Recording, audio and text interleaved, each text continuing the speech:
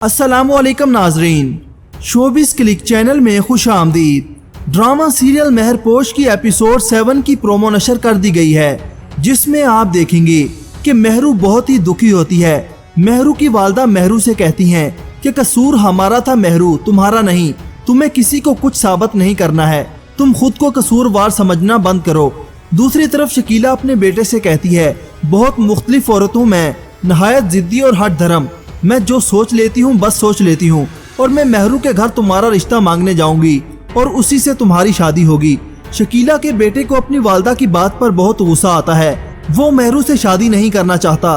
वो अपनी वालदा के वहाँ से जाने के बाद करीब पड़ी टेबल को जोर से उठाकर पटक देता है। आगे आप देखेंगे कि शकीला मेहरू के घर आती है और उसकी वालदा से कहती है, मैं पहले भी आई थी और ना उम्मीद लौट गई थी, इस दफा ऐसा नहीं होने दूंगी। इस पर मेहरू के वालिद जो वहीं पर मौजूद होते हैं, वो शकीला से पूछते हैं कि क्या मतलब। इस पर शकीला कहती है कि मतलब ये कि मैं अपने बेटे के लिए आपकी बेटी मेहरू का हाथ मांगने आई हूँ।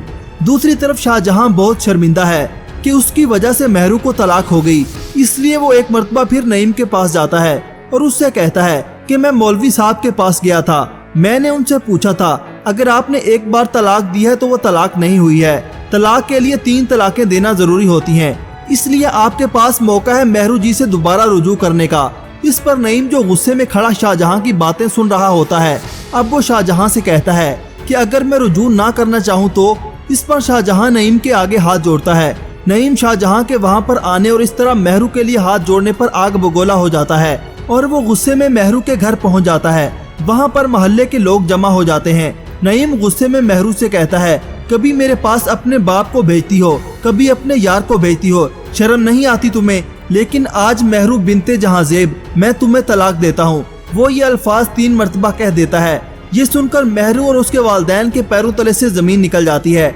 इसके बाद वो मोहल्ले वालों से कहता है कि ये जो लड़की है ना, पूरे मोहल्ले के लोंडों के साथ चक्कर चलाती है। जब नईम और मोहल्ले के लोग वहाँ से चले जाते हैं तो मेहरू के वालिद की तबीयत अचानक खराब हो जाती है और वो बेहोश होकर गिर जाते हैं।